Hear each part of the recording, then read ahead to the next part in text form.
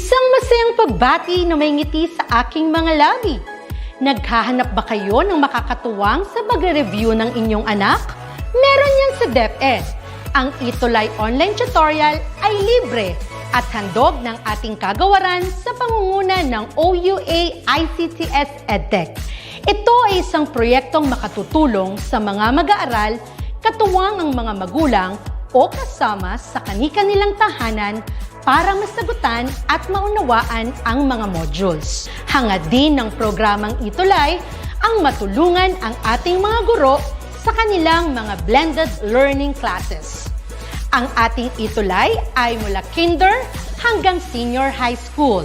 Bukod sa academics, meron din tayong mga special programs gaya ng All is Wellness, Reading and Math Remediation, Storytelling, Mommy Tech Talks, Classes sa Gramatika, Speech Class, Financial Literacy, at marami pang iba. Pinalawig din ng ETUlay ang ating Alive program para sa mga mag-aaral mula grade 1 hanggang grade 3. Gayun din ay mayroon tayong ALS program at SPED tutorials na makasisigurong makakamit ng lahat ang inclusive education. May SPED hotline na rin para sa inyong mga katanungan patungkol sa special education. Kaya, subaybayan mula Lunes hanggang Biyernes, mula 9:00 ng umaga hanggang 7:00 ng gabi ang ating ETUlay. Sa ating pagtutulungan, maiaangat natin ang bawat isa. Ating itutulay ang pagkatuto upang di mapigil ang pag-aaral ng kabataang Pilipino. Itulay natin ito, sulong edukalidad.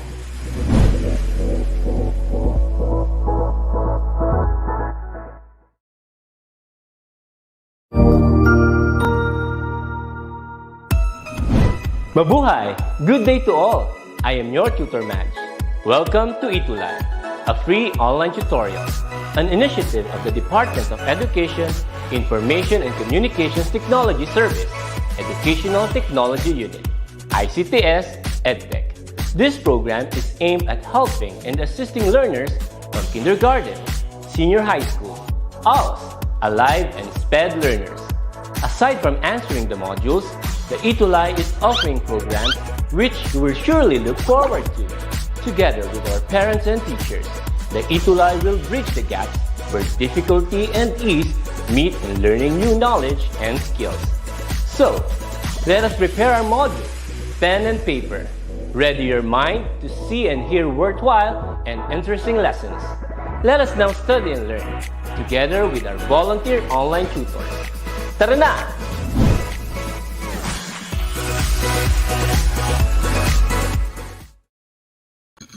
Hello. Good afternoon, Tutor Joyce. Good afternoon, Tutor Floyd. Good afternoon po sa lahat. Hello. Good afternoon sa lahat na nanonood ngayon sa DepEd EdTech Unit Facebook page, sa DepEd Philippines at DepEd Educational Technology Unit YouTube accounts po. So hello po, welcome. Welcome to the pang-ilang session na natin to, Tutor Joyce? Yeah, we are now in week 6, quarter 1, Tutor Floyd. And ayan ang ating mga viewers sa ating comment section. I would like to say hi to all our viewers and our teachers. Syempre, mga parents din na walang sawang pag-motivate and inspire na manood dito sa ating online tutor. Ayan, nandyan, muna tayo, mag-shoutout muna tayo.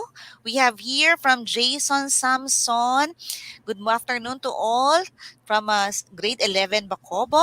We also have, ayan, hello po, good afternoon, watching from Alidabdab National High School. Ayan, sino yun? Nawala ako. Ayan, biglang sa dami pumasok agad, ano? Ayan, si Edward, si Edward Digalio Ladit. Ayan, from National High School San Mariano, District 2 of Isabela. All right. So, hello po. Good afternoon to everyone. We also have Heaven Grace Tan. I believe this is one of your students. So, hello daw po. We also have Hello. Arabella Ignacio, Russell Andrew Torrefranca, Ashley Angela Anasco of 12 Gas Spices watching from San Francisco High School, and pa-shout out do po sa 11 Gas Osayas. So, hello po. Good afternoon to everyone. So, we're now on to the 6th week of 21st Century Lit. So marami po tayong pag-uusapan. And let's begin with the global events po. So Tutor Joyce, alam mo ba na sa araw na ito, we have the Festival of Lights or the full moon day of Thay Din Yu of Myanmar. So ngayon po, sineselebrate po natin yung end ng period ng Buddhist length sa lugar po nila. We also have the Maulud. So, ito po yung celebration po ng mga Muslim brethren and sisters, brothers, sisters, or brethren po natin during the third month of the Muslim calendar. So, ito po, observed public holiday po in many countries with a large Muslim population kasi po, kino-commemorate yung anniversary of the birth of the founder of Islam and the proclaimer of the Quran. So, ayan po yung mga global events natin. So, Tutor Joyce, ngayon naman, it's your turn to, wala na pala si Tutor Joyce, nag-ano konti, babalik yun for sure. So, ngayon naman, we will acknowledge the literature enthusiast for week 6. Of course, the ever-consistent Joseph Conrad Bulaklak of Pasay City North High School. We also have, coming from the same school, San Francisco High School of Quezon City, we have Sherwin R. Caralde and Ceres or Cerise. So I think it's Ceres Uy. So congratulations for being our top 3 literature enthusiasts for week 6. So without further ado, let's have a quick recap of the previous lesson. So, nung nakaraang week po, we already started the different literary genres of the 21st century. So, ngayon naman na week, continuation po, pero may nadagdag lang na isa pang topic.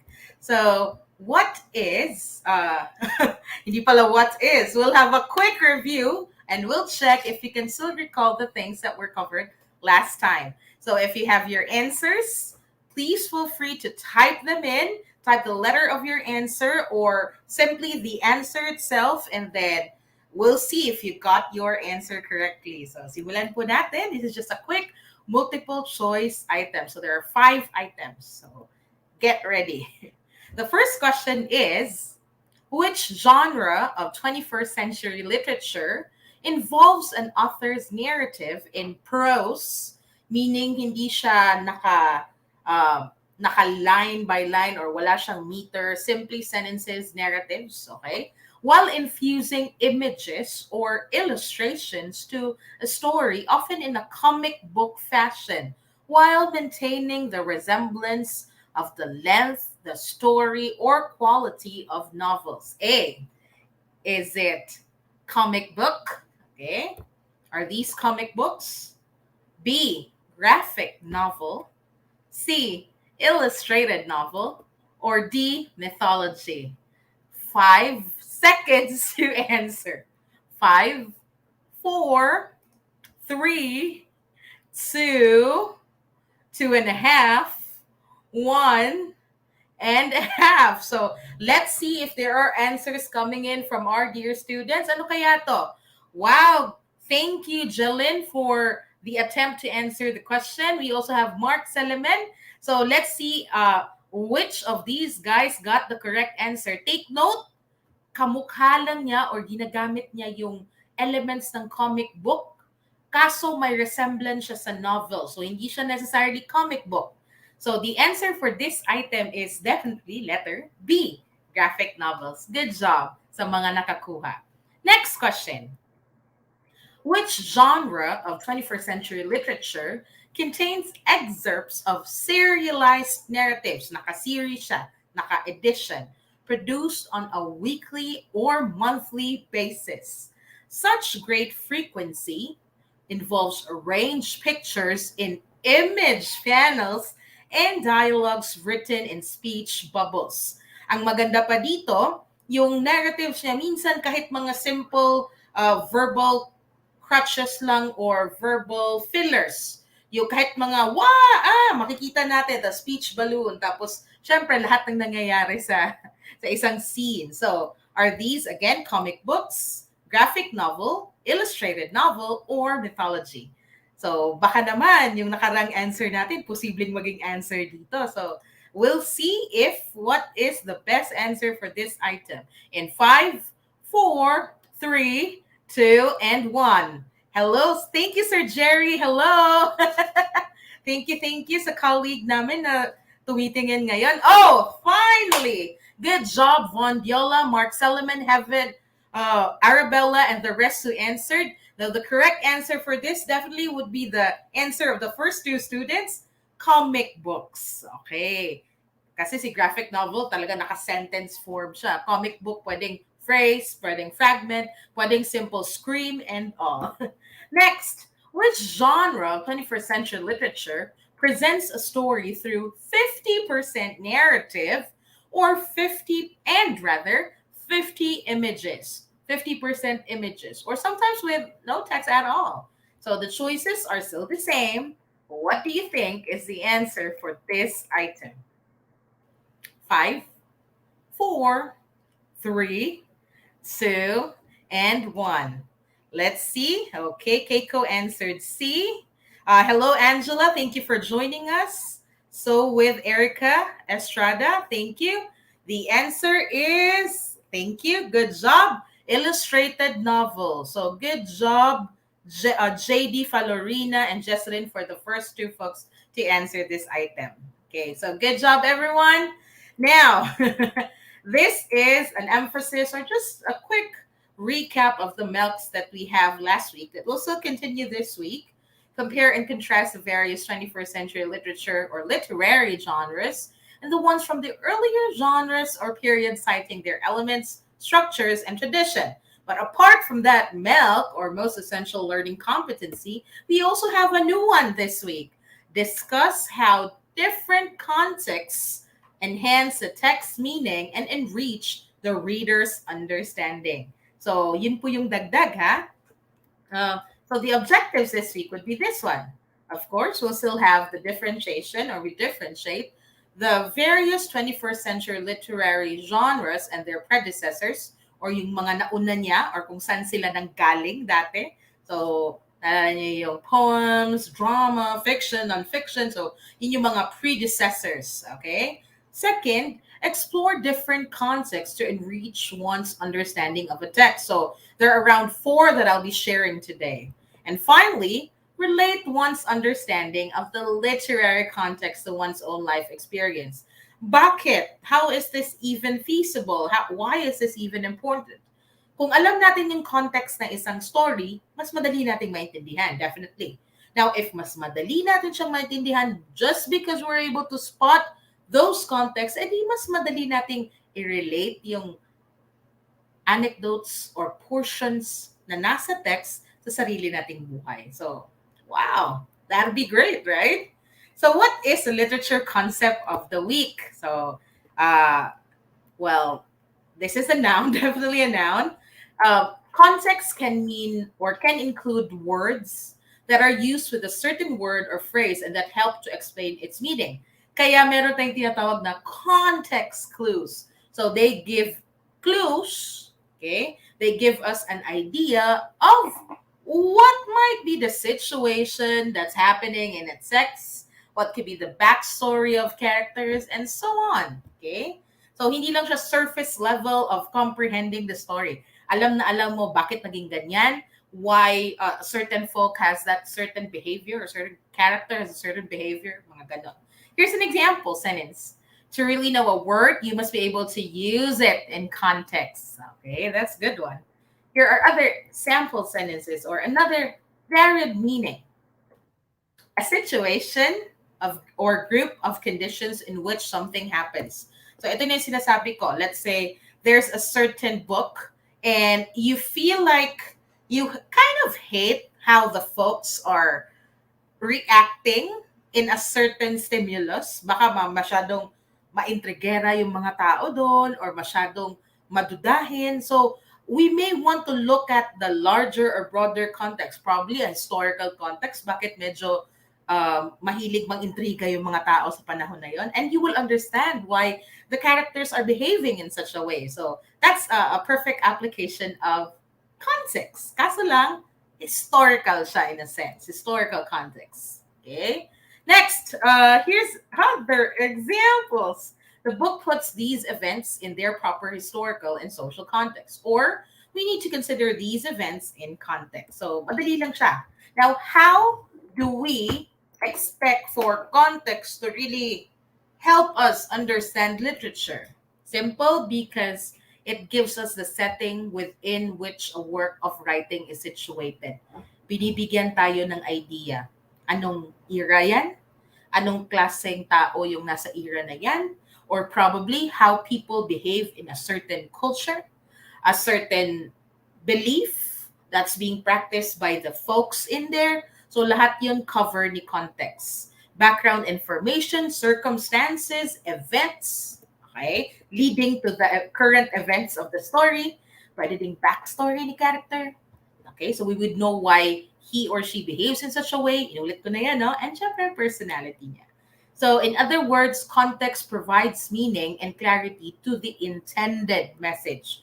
At least, hindi lang tayo yung ganito to, nag-travel si ano, pero ganito, sunod naman, parang nag-travel siya, tapos pagbalik niya, yung mga kapatid niya, family niya, kinain na ng lahat ng mga klaseng demons or vampires, tapos yung natira na lang yung kapatid niya, tapos yung kapatid niya nag-turn na into one, and then he doesn't know if he's going to slay his sister, yung mga ganong plot. So, yung ganong context, mas maintindihan natin kung alam natin kung why the vampires and the demons even exist to begin with. So, anong history sa area na yon? At bakit ang mga tao, bakit pa sila nanirahan sa may bulubundukin or sa bundok or malayong lugar? Well, we can always check how people are living during that time or in that setup. So, ganun ka-importante yung context. So, what are its types? Apat yan. First, this one, something that's happening in history. Okay? Historical context. So, just like how Dr. Jose Rizal was making sure that his works are have a purpose at eventually, you know what led to his demise, lahat yung mga efforts niya to help the Filipino or fellow Filipino people. So yung historical context, it gives us an idea na, ay, sa panahon pala na to, yung mga tao or mga babae, they're very fearful, example lang to fearful to say their sentiments kasi it's either ihahang sila kasi pagkakamalang witch or pwede ding mako-consider sila as parang gagawin silang slave or any other issue para para ma-feel nila na you don't have a say here. So sa mga panahong may period tayo ng history na ganyan. So kung meron tayong makitang literature or literary text na medyo ganyan yung setup sa women, actually yung pinaka-perfect example yan, yung part 3 ng ano nga ulit yun? Yung kay Frankenstein na R.L. Stein na trilogy na parang may hinahabol yung mga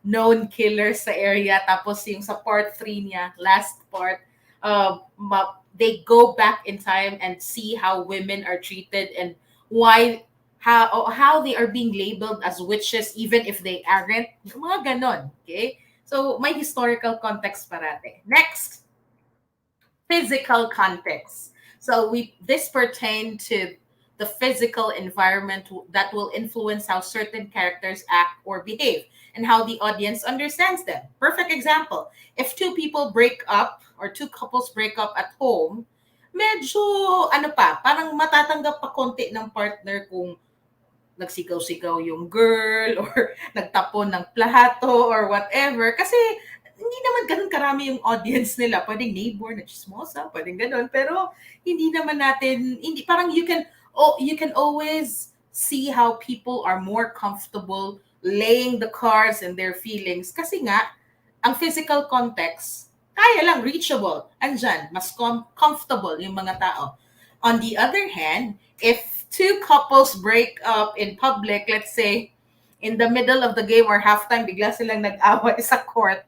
At everyone in the stadium could see that they're breaking up or na-timingan na nagganon sa camera, nag-aaway sila. So, too bad. So, yung kahihiyan na mafe-feel ng each partner or each of them, it's massive. It's either di nila ma-express masyado yung sarili nila or tatahimik na sila, walk out sa sobrang embarrassment. Para lang din yung movie ni Gerald Anderson at Pia dati na he was trying to propose to the first girlfriend. Tapos, ang ending, hindi niya na-take yung pressure na he was heartbroken kasi parang he was professing his love in front of his colleagues and friends. Tapos, ang ending, di din pala siya tinanggap. Ganun na story. Okay? Third one, when we talk about elements like belief, religion, marriage, food, and even clothing, all these contribute to the so-called cultural context. So kung isa sa mga elements na to dinidiscuss or kina-cover, alam mo na titingnan mo yung ins and out ng culture ng lugar. So you would understand how people behave, how people wear things. Na hindi ibig sabihin na you're in a liberated area na parang let's say a group of our Muslim sisters na nagsusuot ng clothing nila. I-require natin sila as a group na mag din, parang maligo, for instance, sa beach, mag two-piece and all. No. Depende yan sa kung ano pinapractice sa culture nila. We couldn't force it to them. So, if that's the case, mas maintindihan natin kung bakit may mga ganong character or may mga differences yung mga characters sa isang literary text because of cultural context. Okay, good. And finally, situational context. So why something is happening based on the event or situation itself. So titingnan natin, baka nag-react yung taong yun kasi dati pala na-hurt siya. Or pwedeng kaya nagkakagulo yung mga tao because there's already this mindset na the situation will get worse and it will be the end of the world. Yung mga ganon. So that's how situational context is quite very important, very it contributes to how we understand a text. Okay, so why is it important to write, to indicate or to know the context? So if you're the writer, you're the one instilling that in the text or infusing that in the text through your words, through your narration. If you're the reader, maintindihan mo yun sa mga sinulat ni writer. So bridging the gap para maintindihan natin audience kung anong ibig sabihin ni author, anong pinanggagalingan niya, ba't niya ginawa yun, ba't may ganong scene, ba't ganon kamaldita, or ka-unbearable, or ka-dynamic yung character, okay? Strengthen comprehension, prevent miscommunication. And of course, as we, future writers or budding writers, provide the context, always get creative. Remember your audience. Who is this for? And finally, be mindful of overloading. Baka naman sa sobrang dami ng sinabi mo sa pag-provide, para mak-provide ng context ang mangyari, slow burn na masyado yung piece mo. So, just be careful. Not too much. Just enough for people to understand what's happening in the setting, for people or readers to understand why characters behave in such a way or why people practice this and that in the story. So that's all for the different type of context. I hope you've learned so far in the first half of the lesson, and I'll give you back to Tutor Joyce for the rest or the continuation of the different literary genres. Tutor Joyce, please be here. Tignan natin. So while waiting for Tutor Joyce, I'll just have a quick shout out to the folks in here. Jillian Saplala, Brent Oliver Baldemore of 11 Gas Bacobo. We also have Elmer Villalobos and Adrian Labarda. So, Tutor Joyce, sana po tayo. Okay, sana bumalik ka na. Tutor Joyce. Okay, so since it's Tutor Joyce's turn, antayin ko lang siya saglit. I'll have to continue while waiting for her. Ayan naman pala. Thank you, Okay, I'm Tutor back. Joyce. Hello. Out muna ako, It's your turn. Yes, Tutor Floyd. Thank you so much for introducing me. Thank you.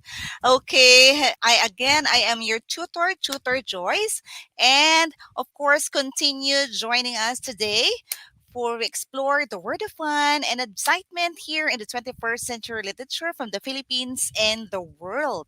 And of course, stay with me up to the end, okay? So guys, sit back and let's move on.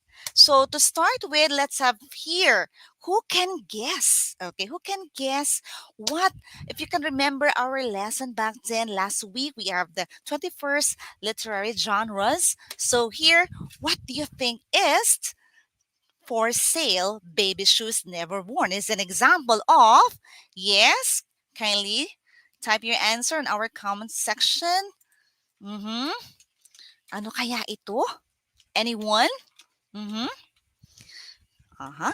And this starts with letter. You guys, tingnan natin. If you have answers, please write it down. I know you know the answers. Kung hindi man, siguro excited sila, no? So, can you please, let us now reveal. It starts with letter F. Ayan. Yeah, ayan si Miss Bianca Alzaga. Very good. Yes, Tutor Floyd, we have an answer.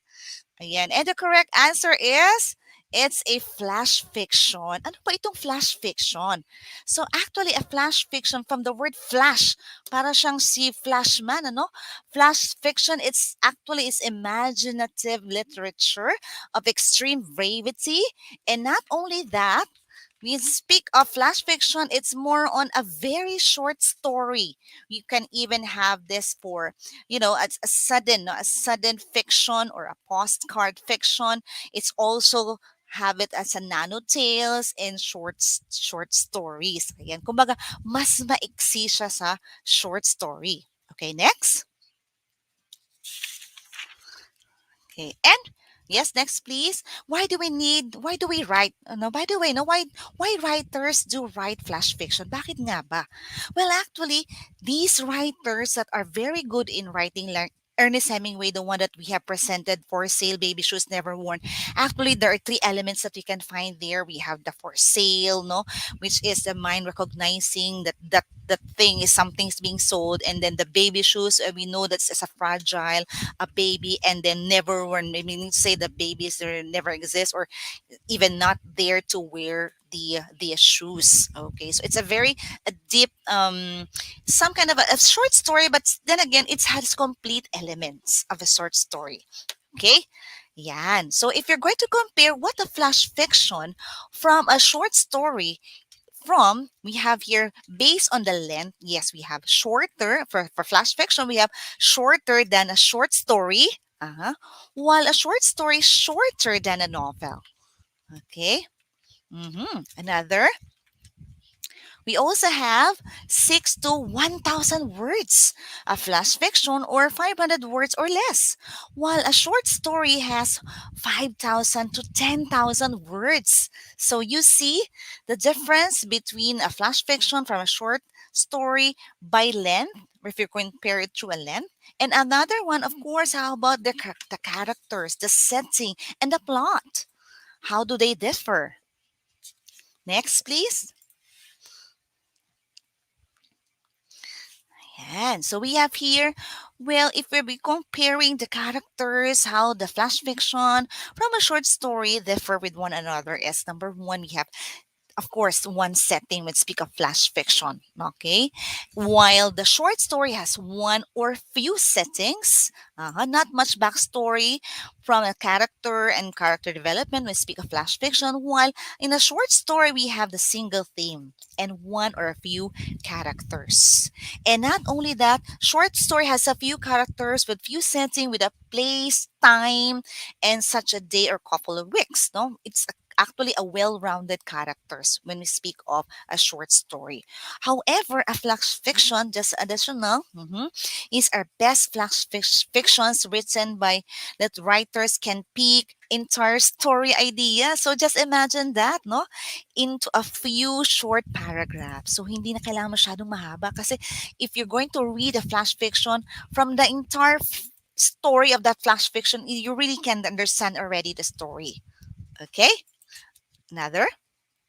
Yeah, speak of the plot. Okay, when speak of plot, well, a flash fiction that packs entire story ideas into few short lines or paragraphs. And not only that, it has a surprising ending, no? Parang there's a twist at the end. Nakala mo, yun na, maging happy ending na sila. And then, at the end, hindi pala. Okay? So, there is a twist or surprising ending of the story. While a short story, yes, has a fleshed out plot and more flexible. Para bang when you read a short story, pagdating mo na ng climax and then you have ready the resolution, parang alam mo na what will happen next and they live happily ever after. Okay? Okay, next please. Aha! Number 5. So before I move on, anyone can guess what this genre examples that we are presenting here? Anyone could answer?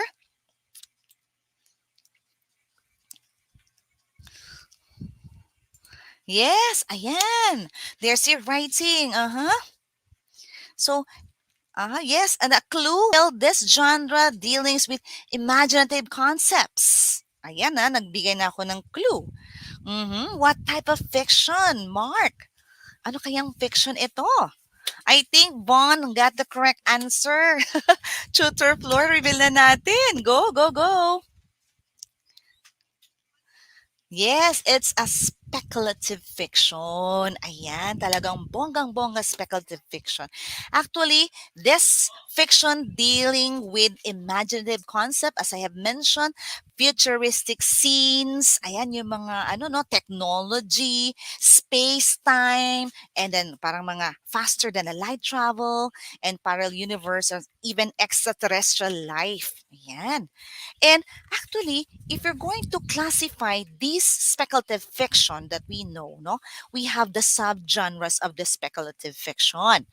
Yes. And Tutor Floyd?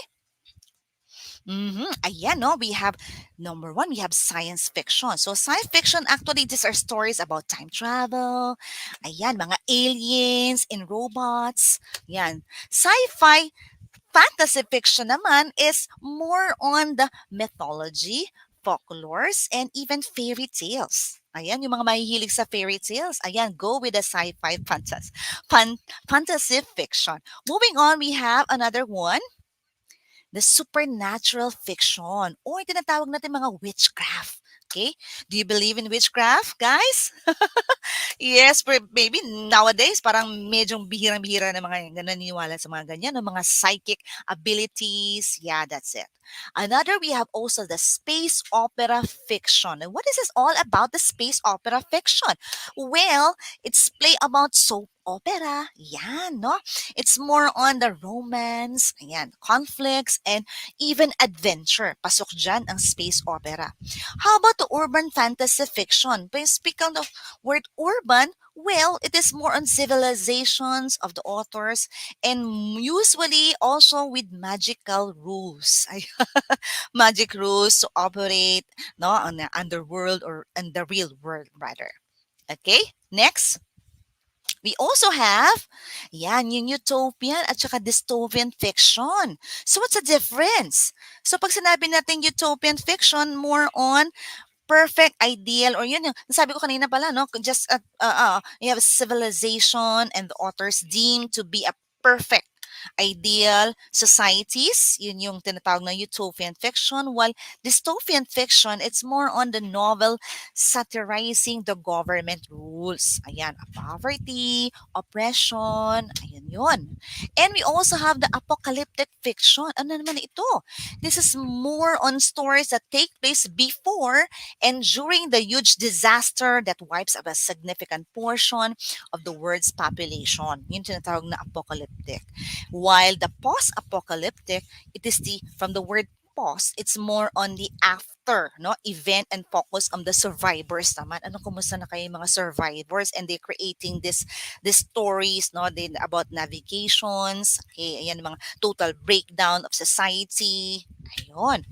We also have, the alternate history fiction. So, from the word alternate history, Yan, so we have ready the idea no, kung ano ito. Well, this one is stories that focus on true historical events that are written as they unfold with different outcomes. Ayan. And last but not the least, ang very kasikat no noon wherein parang ano nga sa December itong tinatawag ng ano way home, ano? Way from home or no way home. Yeah, No Way Home from Spider-Man. Oh, I don't want to promote, but then again, I know you're excited to watch also. So we have here the superhero fiction. These are stories about superheroes and how they use their abilities to fight the supervillains. Ayan. Okay, so these are actually the flash fictions. Okay, moving on to the next, we also have number 6. Yan, yung digifiction from the word digital, no? So ano kaya itong digifiction? So actually, when speak of digital fiction, this is to get the full story of students engaged in kailangan ano ka. So that before you understand this digifiction, you have to have these skills. Ano yung mga skills na dapat meron o taglay na isang estudyante to have this understand the digifiction. Of course, we have the navigation and then reading and viewing in all 3 forms. Ayan, kasi if you're going to speak it up to triple media literature, ang talagang tinatawag natin born digital. So merong tayong book and then movie or video, and then we also have the internet and the website. Ayan. Ayan yung mga examples natin, no? So we have there written from the Red Computer, the Skeleton Creek, the Level 26. Okay, and these are actually different to ebooks. However, ayan, meron tayong tinatawag na hyperpoetry. Ano naman itong mga hyperpoetry?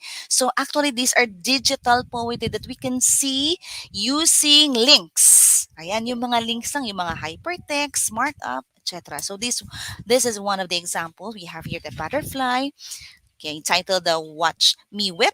Okay, it's more on how the characteristic of a butterfly, which is not only wherein it's like an image, no, image of something, a butterfly that signifies something. Ayun, okay, more on of that. And ano pa, meron pa tayong mga examples dito. Still under the digifiction. Ayan, choice of college. And of course, number 7, we have here the text talk novels. Ayan, ano kaya itong mga text talk novels? Mahilig ba kayo sa yung mga hugot lines? Ayan, no?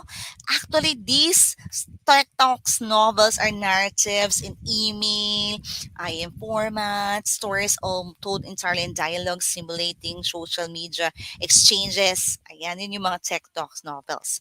And these are closely knit to each other. Next, number 8. Oh, again, additional information nga pala, no? Munti ko na makalimutan. So, mobile, yeah, kasi from the word text tula, no? From the text, it's mobile phone poetry using short traditional formal verses like Tanaga, which has 777 syllables, count with AABB, ABAB, or ABBA rhyme scheme. Ayan. Ayan yung mga examples natin, no? Yung mga hugot na yan. Ayan. Number 8. Moving on, we have the doodle fiction. Ano naman itong doodle fiction? So actually, when we speak of doodle fiction, this is more on literary where the authors incorporates drawings, writings, ayan, handwritten graphics, diba? Ayan, example of that, we have yung ano, no, the Diary of a Wimpy Kid by Jeff Kinney and Timmy Failure by Stephen Pastis. Ayan. And meron pa isa. Ayan, I know you're familiar with, are you familiar with late Senator Miriam Defensor Santiago? Ayan, di ba? She might have lost in the election way back in 2016, but she has won the hearts of many of her wit because of her sense of humor na talaga namang kakaiba. In her book published in way back in 2014, ayan yan, no? Ignorance Call Me Cured, Stupid is Forever. The Iron Lady of Asia. proves that only politicians like her can spontaneously make people laugh as she brings up her collection of one-liners, yung mga pick-up lines, ayan, the witty jokes, and political settings. And moving on to number 9.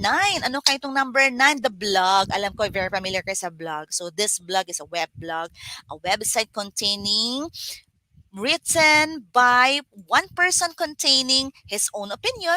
Ayan, no? Pagka meron ka mga gustong i-share, no? Positive thoughts, positive ideas, okay? Interests, experiences, while others are written by other people. Ayun yung tinatawag natin blogs. And, oops, number 10, I know this is the last guess. Ayan. Okay, hulaan nyo nga ito. Mhm. This starts with letter C. So nakita nyo, may sandals, we have eyeglasses. Parang ano ito, no? It's a girl thing. What is it? And it starts with letter C. Ayun, ako na ano na agad ni tutor.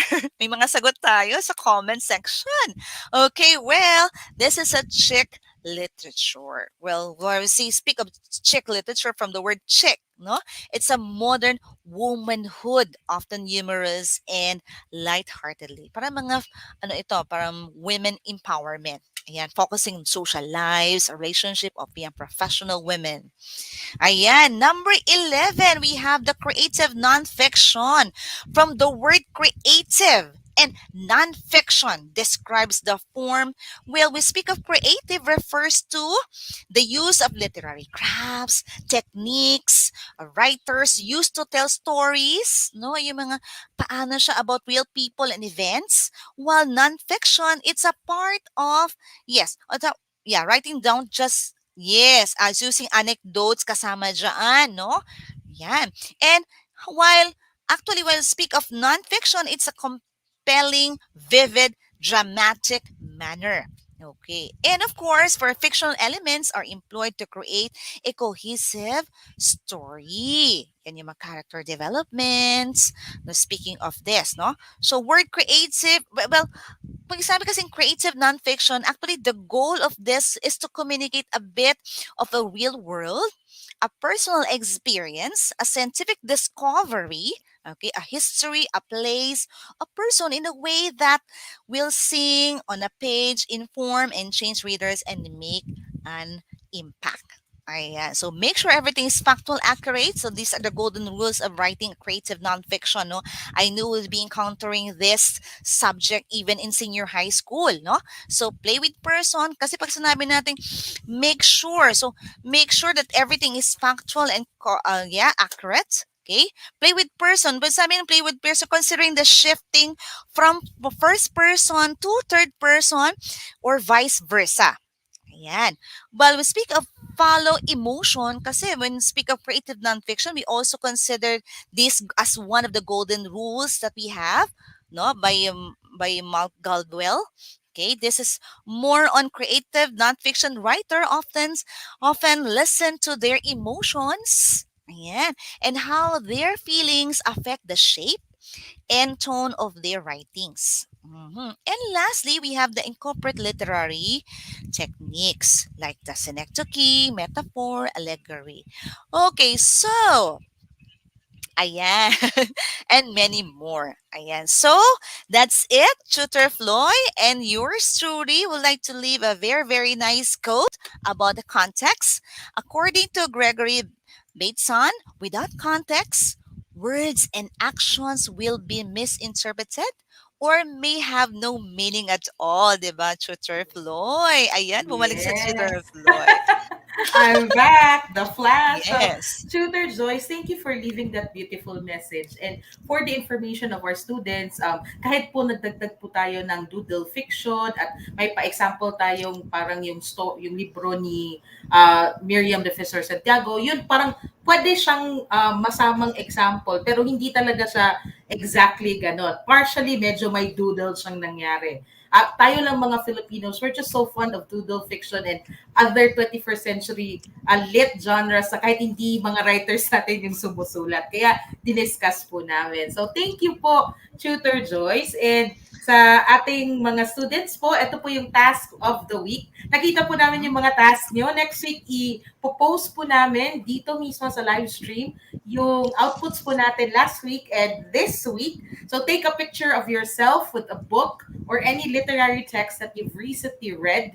Then identify either of the following. So elements and structure, tradition nila, kung applicable, and then context use. So you may use photo captions para naka-narrative type or hashtags para brief yung mga short answers nyo. So good luck and i-post po namin yung instructions ulit na to. I'll tag Tutor Joyce para mas makita nyo at ma-publicize yung task for the week. And sneak peek lang po, next week tayo ay magdi-discuss na sa literary approaches. So, talagang gigisahin na natin yung mga literary texts natin.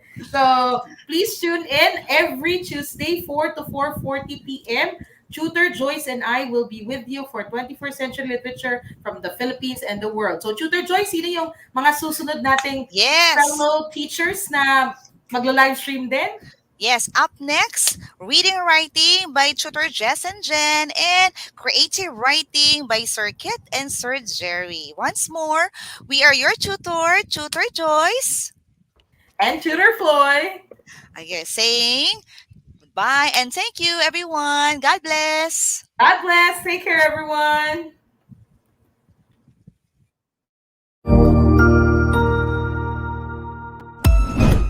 Ang husay naman! Natapos mo ang iyong tutorial session kasama ang iyong mahusay na ETUlay tutor. May bago ka bang natutuhan? I-share na yan gamit ang hashtag ETUlay Level Up. Huwag aalis ha dahil may susunod pang programa na pwede mo ring panoorin at salihan dahil naghihintay na ang iyong mga tutors. Happy learning dito sa ETUlay!